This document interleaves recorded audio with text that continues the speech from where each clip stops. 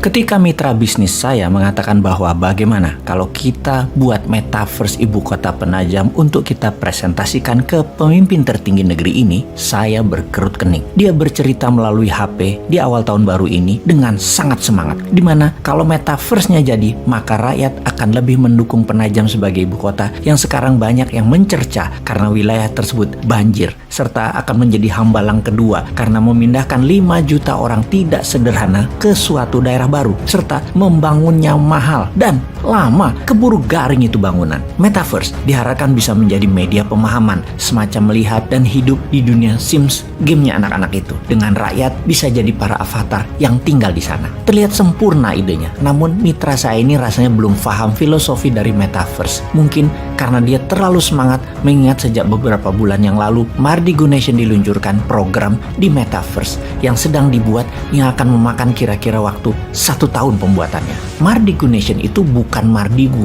bukan Bosman World. Mardigu adalah kependekan dari filosofi perjalanan kehidupan yang mana mbah saya berikan kepada saya.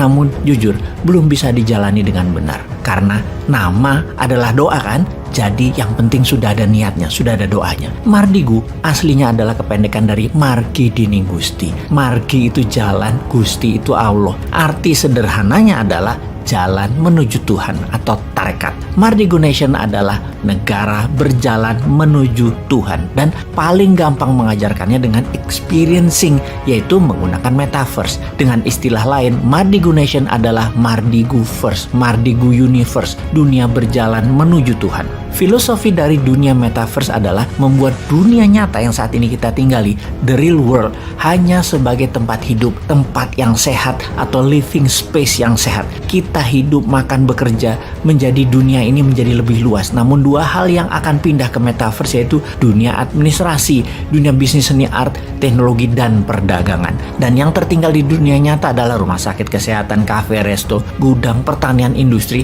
Namun gedung kantor yang administratif akan musnah pindah ke metaverse. Alias kalau metaverse dibawa ke ibu kota yang baru yang 90% adalah kegiatan administrasi, maka semua itu bisa tidak jadi dibangun.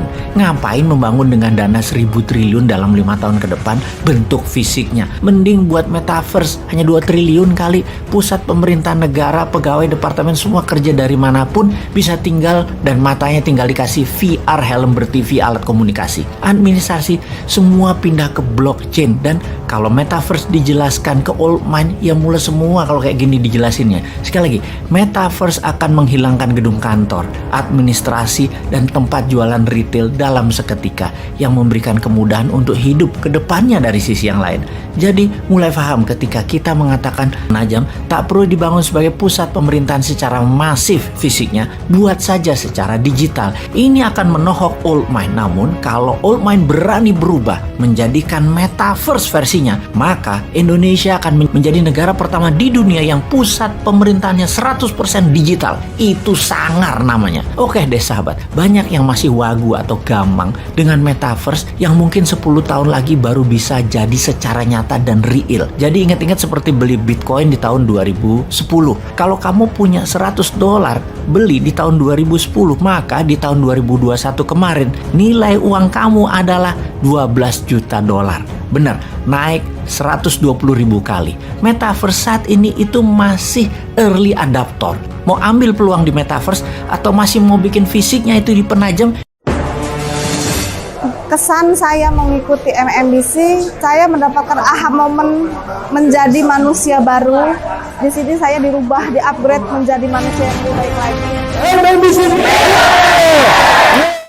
dalam Mardigu Nation Universe untuk menjadi pemahaman sahabat supaya Indonesia nanti punya universe di metaverse. Diawali dengan Penajam First, maka ini adalah penjelasan singkat apa itu metaverse agar Anda semua nggak pusing-pusing lagi dengan apa sih itu metaverse. Ini penjelasan sederhana ala Bosman. Di cara lama, bisnis dan kehidupan itu ada 1. Pasar atau tempat komunitas jual beli. 2. Pelaku pasar yaitu penjual dan pembeli. 3. Transaksi atau penjualan dan pembelian. 4. Catatan transaksi atau dokumen pembukuan. 5. Alat tukar atau mata uang atau currency. 6. Dagangan, barang yang dijual beli. Jadi kemudian di metaverse bagaimana? Di metaverse itu begini.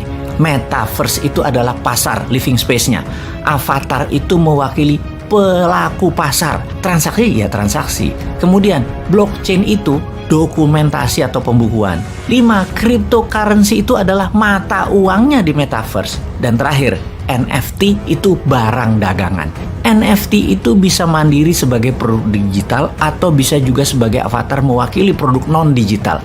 Sementara avatar itu adalah Anda yang dilengkapi dengan kecanggihan AI. Jadi bayangkan kalau manusia Indonesia di Penajam First adalah para avatar yang pada akhirnya bisa membuat dirinya di dunia nyata menjadi manusia unggulan beneran. Karena dalam pikiran bawah sadar manusia, mereka tidak mengenal apa itu reality, apa itu imajinasi, yang kemudian oleh Walt Disney dikatakan, "My imagination create my reality." Selamat datang masa depan.